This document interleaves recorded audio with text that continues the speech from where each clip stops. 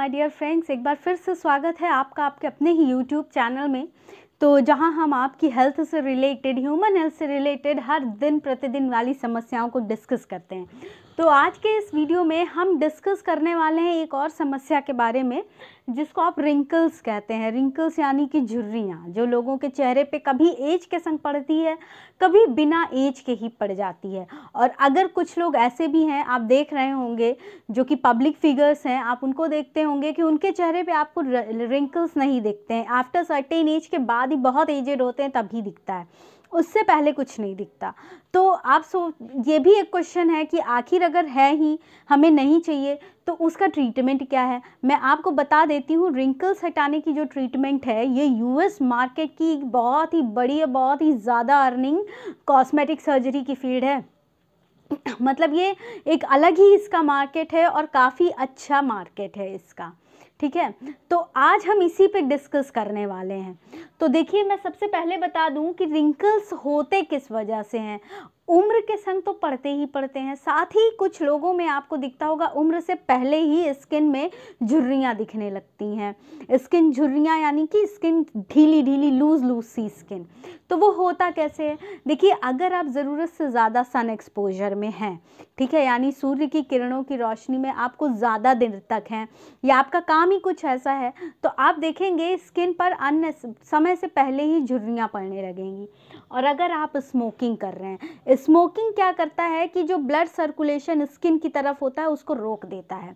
तो अगर smoking blood supply को रोक देगा स्किन की तरफ, तो आप ही सोचिए, जब कहीं ब्लड नहीं पहुंचेगा तो वो स्किन कैसी हो जाएगी, अजीब सी दिखेगी। तो एक ये वजह होती है। फिर डिहाइड्रेशन, फिर एनवायरनमेंट एंड जेनेटिक्स। अब डिहाइड्रेशन, अगर आप जानबूझ के पानी नहीं पी रहे हैं, ह्यूमन हेल्थ के लिए 6 से 8 गिलास पानी रोज़ाना का ज़रूरत है, अगर आप वो नहीं पी रहे हैं, और उसके अलावा अगर आप अल्कोहलिज्म है आपके अंदर हैबिट, तो अल्कोहल क्या करता है, डिहाइड्रेशन कॉज करता है। और जब डिहाइड्रेशन कॉज होगा तो स्किन पर रिंकल्स आना एक बहुत ही नॉर्मल चीज़ है, होगी ही होगी। तो इसका मतलब है, और इन्वायरमेंट और कुछ जेनेटिक्स चेंजेस जब होते हैं तो ये रिंकल्स कॉज करते हैं। अब देखिए, यूवी में क्या होता है कि यूवी क्या करता है, कोलेजन और इलास्टिन फाइबर्स को ब्रेक करता है, तोड़ता है, ठीक है। कोलेजन और इलास्टिन फाइबर्स को ब्रेक करता है। अब ब्रेक करने के बाद ये फाइबर्स क्या करते हैं, ये फाइबर्स कनेक्टिव टिश्यू का फॉर्मेशन करते हैं। और इन्हीं कनेक्टिव टिश्यू की वजह से जो हमारी स्किन होती है, ये यंग सी, टाइट सी दिखती है, ठीक है। स्किन को सपोर्ट मिलता है इन्हीं फाइबर्स की वजह से। तो जब अगर आप लगातार अल्ट्रावायलेट रेज के संपर्क में हैं, तो यही कोलेजन यही फाइबर्स क्या होंगे, ब्रेक हो जाएंगे, ठीक है, इलास्टिन फाइबर्स। और जैसे ही ये ब्रेक होंगे तो ये क्या हो जाएंगे, स्किन को मजबूती से नहीं पकड़ पाएंगे और स्किन कैसी हो जाएगी, लूज हो जाएगी। तो ये यूवी की वजह से इस तरह से कुछ होता है कि रिंकल्स पड़ती हैं। अब हम आपको बता देते हैं कि देखिए, हंसते हम सभी हैं, गुस्साते हम सभी हैं, हम सभी का जो फेशियल एक्सप्रेशन है चेंज होता रहता है मूड के अकॉर्डिंग। तो फाइन लाइंस जो होती हैं वो सब में होती हैं, लेकिन ये फाइन लाइंस समय के संग बहुत गहरी होती चली जाती हैं और उभर के सामने आती हैं, ठीक है। अब जो डार्क स्किन के लोग होते हैं, मतलब जो सांवले ज़्यादा होते हैं, उनमें क्या होता है कि मेलानिन, जो हमारे स्किन कलर के लिए रिस्पॉन्सिबल होता है, ये पिगमेंट ज़्यादा होता है। तो जो मेलानिन होता है, जब ये ज़्यादा होता है तो ये अल्ट्रावायलेट रेज से प्रोटेक्शन देता है, तो इस वजह से रिंकल्स नहीं पड़ पाते हैं जल्दी, ठीक है। अब मैं आपको आगे बताऊं मेडिकेशंस। अब आप सोचेंगे कि इससे मेडिकेशंस का क्या सीन है भाई। तो देखिए, मैं आपको बता देती हूँ कि मेडिकेशन की अगर मैं बात करूँ तो जो विटामिन ए डिराइव्ड रेटिनॉल्स होता है, ये इसका मेडिकेशन है। लेकिन रेटिनॉल के संग एक प्रॉब्लम है, अगर ये रेटिनॉल आप यूज़ कर रहे हैं और अगर आप धूप में निकल गए तो सनलाइट का जो एब्जॉर्प्शन है वो ज़्यादा होगा और स्किन और जल्दी ख़राब होगी।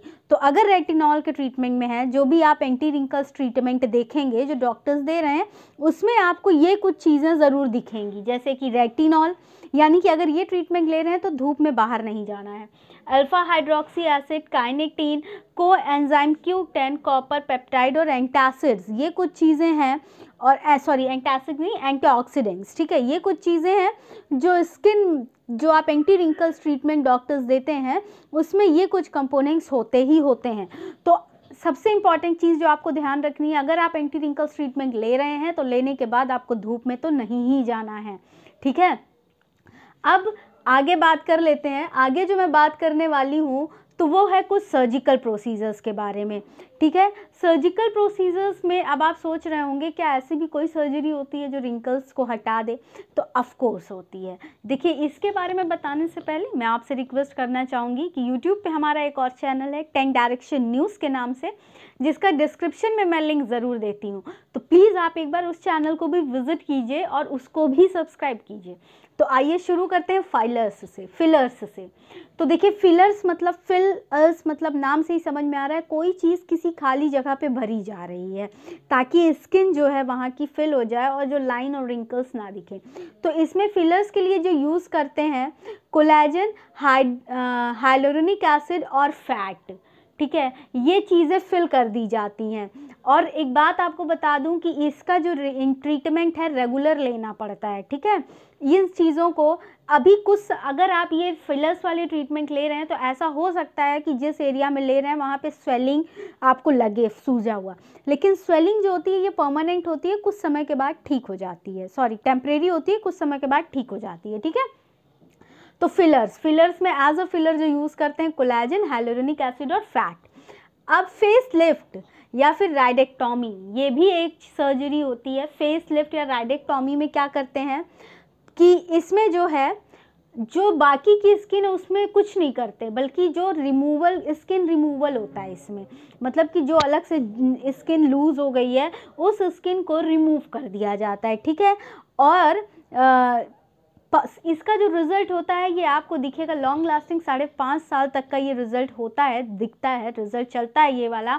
और मैं आपको बता दूं इसमें कभी कभी कुछ केसेस में जो नेक के आसपास, गर्दन के आसपास की जो स्किन होती है ये लूज़ हो जाती है आफ्टर ट्रीटमेंट के बाद भी, ठीक है।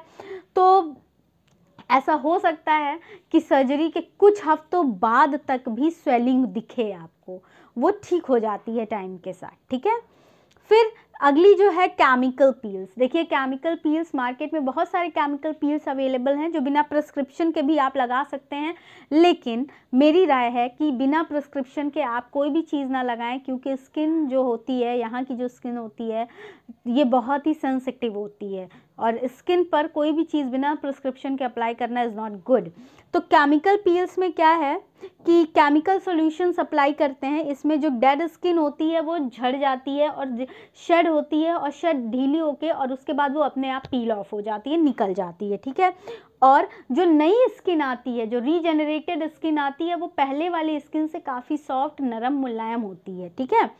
फिर नेक्स्ट है बोटॉक्स। ये सबसे कॉमन लोगों ने बहुत सुना होगा, बोटॉक्स का इंजेक्शन आता है बोटुलिनम टॉक्सिन ए, ठीक है, टाइप ए, इसका इंजेक्शन लगाया जाता है, ठीक है।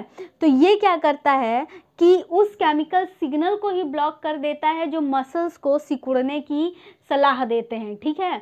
यानी कि ये केमिकल सिग्नल को ब्लॉक करता है जिसकी वजह से मसल्स जो हैं फेस के वो क्या होते हैं, कॉन्ट्रैक्ट होते हैं, ठीक है। अब जब कॉन्ट्रैक्शन ही नहीं होगा तो जो लाइंस होंगी, जनरली ये क्या करते हैं, जो फोरहेड, माथे पे जो लाइंस होती हैं, रिंकल्स होते हैं, इसको कम करते हैं, और आँखों के बीच की जो रिंकल्स होती हैं ये कम होती हैं, और जो काउस फीट मतलब ये आँखों के किनारे वाला हिस्सा जो होता है, इस पे जो रिंकल्स होते हैं इनको ख़त्म करते हैं, ठीक है। और ये जो ट्रीटमेंट होता है ये 3 से 4 महीने तक चलता है, 3 से 4 महीने तक चलता है, और इसके इलाज के बाद भी आपको रेगुलर बोटुलिनम का इंजेक्शन, बोटॉक्स का ट्रीटमेंट लेना पड़ेगा, ठीक है। अब डर्मा अब्रेशन, ठीक है। तो ये डर्मा अब्रेशन क्या करता है कि ये जो फाइन रिंकल्स, मोल, कोई तरह का तिल है चेहरे पे, टैटू है, कोई एक्ने दाग, पिंपल्स का दाग है, किसी भी तरह का कोई दाग है, इसको रिमूव करने के लिए डर्मा अब्रेशन यूज़ करते हैं। तो ये जो है स्वेलिंग और change in skin colour cause करता है। हो सकता है इस ट्रीटमेंट के बाद स्वेलिंग हो जाए या स्किन कलर में थोड़ा सा चेंजेस हो जाए, जो 2 हफ्तों तक रहता है, और ट्रीटमेंट के बाद भी रहता है, और 2 हफ्तों के बाद ये जनरली ठीक हो जाता है, फेड हो जाता है ये प्रॉब्लम, ठीक है। फिर अगली जो है ये लेस इन्वेसिव थेरेपी है। इसमें क्या करते हैं कि एल्युमिनियम ऑक्साइड के जो क्रिस्टल्स हैं वो स्किन पे स्प्रे किए जाते हैं, ठीक है। एल्युमिनियम ऑक्साइड के क्रिस्टल्स स्किन पे स्प्रे किए जाते हैं और फिर उसके बाद पावरफुल वैक्यूम से इन स्प्रे पार्टिकल्स को खींच करके बाहर निकाला जाता है, ठीक है, वैक्यूम से। ये क्या करते हैं, स्किन को बहुत ही फ्रेश और स्मूथ अपीयरेंस देते हैं। अब जो भी लेज़र लाइट या फिर आप यूज़ कर रहे हैं, जो डॉक्टर्स यूज़ करते हैं, ये एपिडर्मिस को कोई डैमेज कॉज नहीं करती हैं, लेकिन डर्मिस लेयर को थोड़ा सा हीट करती हैं। तो जो ये आप ट्रीटमेंट लेते हैं, रेडियो फ्रीक्वेंसी जो ट्रीटमेंट होती है जिसकी वजह से वैक्यूम आता है, ये क्या करता है, डर्मिस को थोड़ा सा हीट करता है और डर्मिस वाले स्किन को हीट करके नए कोलेजन के डेवलपमेंट को इनिशिएट करता है। और जब नए कोलेजन का डेवलपमेंट इनिशिएट होगा तो जैसे कि आपको पता है यही कोलेजन क्या करता है, यही कनेक्टिव टिश्यू का फॉर्मेशन करता है, जो मैंने पहले ही बताया, जो स्किन को टाइटनिंग प्रोवाइड करती है, ठीक है। तो ये डर्मा अब्रेशन है। इसकी वजह से रेडियो फ्रीक्वेंसी लाइट की वजह से या लेज़र ट्रीटमेंट की वजह से कोई नुकसान नहीं होता है, ठीक है। ये बहुत ही कम इन्वेजिव, लेस इन्वेजिव थेरेपी है, बहुत ही आराम से होती है। स्प्रे एल्युमिनियम ऑक्साइड के क्रिस्टल्स को स्प्रे करके स्किन के सरफेस पे, फिर उसको वैक्यूम के थ्रू प्रेशर से खींचा जाता है बाहर। तो ये होता है डर्मा अब्रेशन। तो फ्रेंड्स, ये है ऑल अबाउट रिंकल्स, ठीक है। कोई बड़ी समस्या नहीं है, समय के संग होता है और इसके बहुत सारे इलाज मैंने आपको बताया, ट्रीटमेंट्स हैं। कुछ लोगों को नहीं पसंद है, वो काफ़ी ब्यूटी कॉन्शियस होते हैं, तो वो ये सारे ट्रीटमेंट ऑप्शंस अवेल कर सकते हैं, ठीक है। और इसकी अच्छी खासी मार्केट भी है, मैं आपको बता चुकी हूँ।